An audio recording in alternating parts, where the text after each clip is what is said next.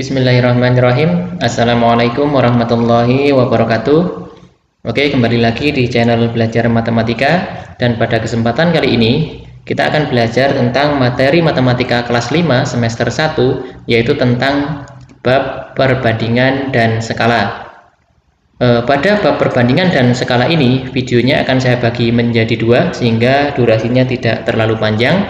Di video yang pertama ini saya akan membahas khusus tentang perbandingan, sedangkan untuk bagian skala akan saya bahas pada video selanjutnya.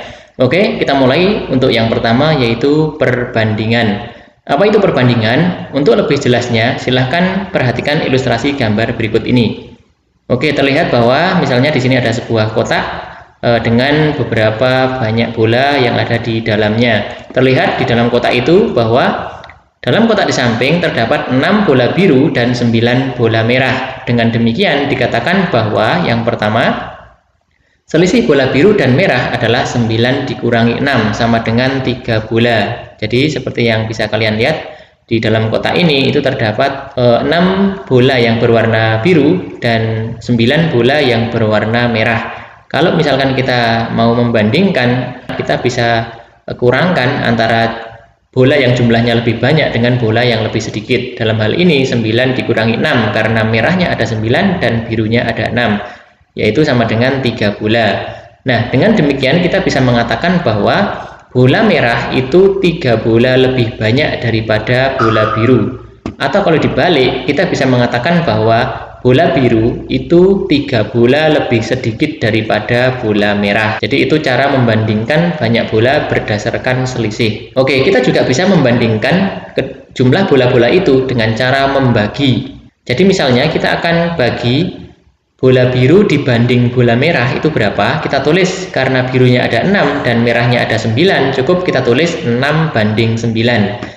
Sama dengan bisa kita bagi 3 semuanya ya, jadi 6 bagi 3 itu hasilnya 2, sedangkan 9 bagi 3 hasilnya 3, sehingga sama dengan kita tulis 2 banding 3, atau kalau dalam bentuk pecahan kita bisa tulis 2/3. Kalau misalnya kita balik, merah dulu yang kita sebut baru biru, maka kita tulis merah banding biru, tinggal dibalik posisinya ya, jadi 9 dibanding 6. Otomatis jika disederhanakan dibagi 3 semuanya, hasilnya adalah kebalikan dari atasnya, yaitu 3 banding 2. Atau kalau dalam bentuk pecahan kita tulis 3/2. Misalnya kita akan membandingkan bola biru dibanding seluruh bola. Kita tulis biru dibanding seluruh bola, berarti cukup kita tulis sesuai jumlahnya dulu. Jadi birunya di situ ada 6, sedangkan seluruh bola berarti ada merah, ada biru, yaitu 6 ditambah 9, hasilnya 15 ya. Sehingga biru dibanding seluruh bola itu sama dengan 6 dibanding 15. Jika masing-masing kita bagi 3 semua, menghasilkan 6 dibagi 3 itu 2, sedangkan 15 dibagi 3 hasilnya adalah 5. Sehingga hasilnya adalah 2 dibanding 5, atau kalau dalam bentuk pecahan itu 2/5. Oke, misalnya kita akan membandingkan lagi, yaitu merah dibanding seluruh bola dengan cara yang sama seperti atasnya, hanya bedanya ini merah yang disebut terlebih dahulu, merahnya itu 9 dan seluruh bola adalah 15, sehingga kita tulis 9 dibanding 15, atau kalau kita ringkas atau kita sederhanakan itu menjadi 3 banding 5, atau dalam bentuk pecahan yaitu 3/5. Dari contoh-contoh itu berarti kalian sudah bisa memahami bahwa perbandingan itu apa. Jadi pada dasarnya perbandingan itu hanyalah bentuk pecahan dan harus dinyatakan dalam bentuk paling sederhana. Oke ya, untuk lebih memahami silahkan perhatikan contoh berikut ini. Saya punya contoh, misalnya dalam sebuah madrasah diketahui banyaknya siswa kelas 5 yang laki-laki adalah 32 orang, sedangkan banyaknya siswa kelas 5 yang perempuan adalah 40 orang. Tentukan yang A, perbandingan banyak siswa laki-laki dan perempuan berdasar selisih. Yang B, perbandingan banyak siswa laki-laki dan perempuan berdasar pembagian. Oke, kita selesaikan. Karena banyaknya siswa laki-laki adalah 32 dan perempuan itu 40, maka kita bisa jawab yang A, selisih laki-laki dan perempuan otomatis yang jumlahnya lebih banyak dikurangi yang jumlahnya lebih sedikit. Dalam hal ini adalah 40 dikurangi 32 sama dengan 8 orang. Nah, dengan kita mengetahui selisihnya 8 orang, berarti kita bisa mengatakan bahwa siswa perempuan adalah 8 orang lebih banyak dari siswa laki-laki. Atau karena pertanyaannya adalah laki-laki banding perempuan, berarti laki-laki dulu yang kita sebut, atau kita katakan bahwa siswa laki-laki adalah 8 orang lebih sedikit dari siswa perempuan. Itu cara membandingkan berdasarkan selisih.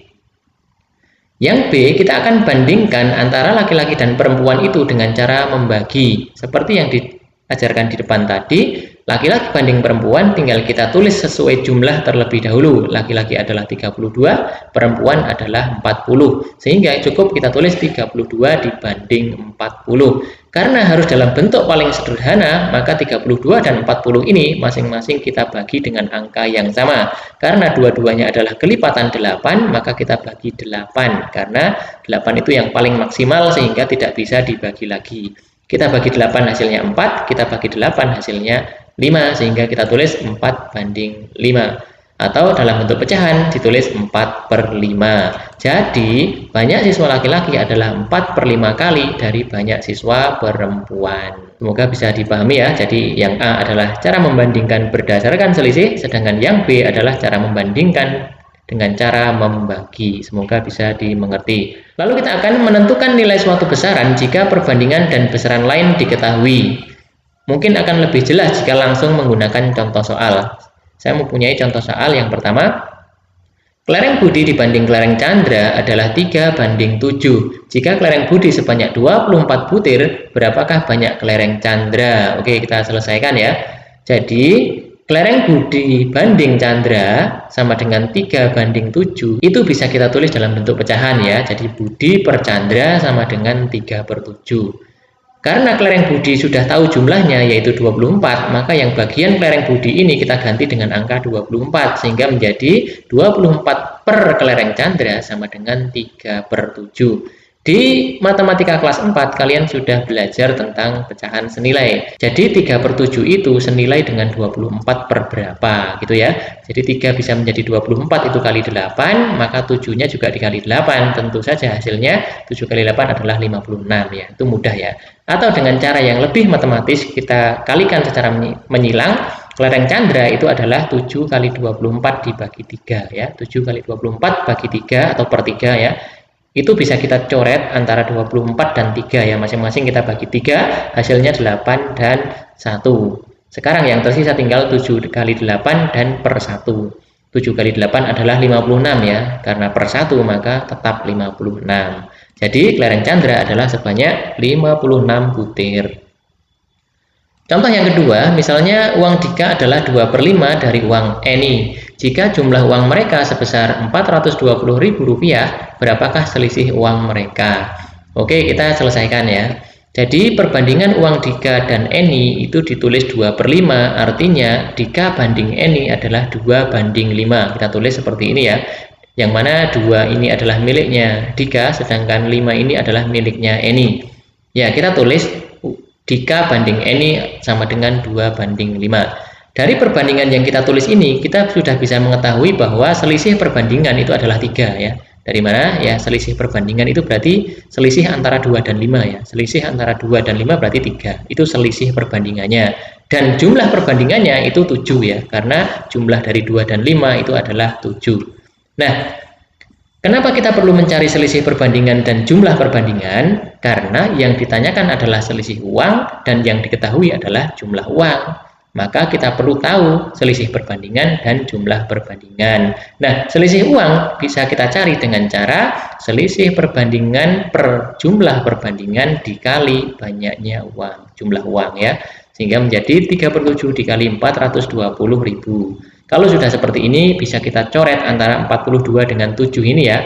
Masing-masing dibagi dengan 7. 7 bagi 7 hasilnya 1, dan 42 dibagi 7 hasilnya 6. Sekarang yang tersisa tinggal 3 kali 6 dan tambahkan 4 buah angka 0. Sama dengan 18 dengan 04 ya. Sehingga dibaca 180.000. Jadi selisih uang mereka adalah Rp180.000.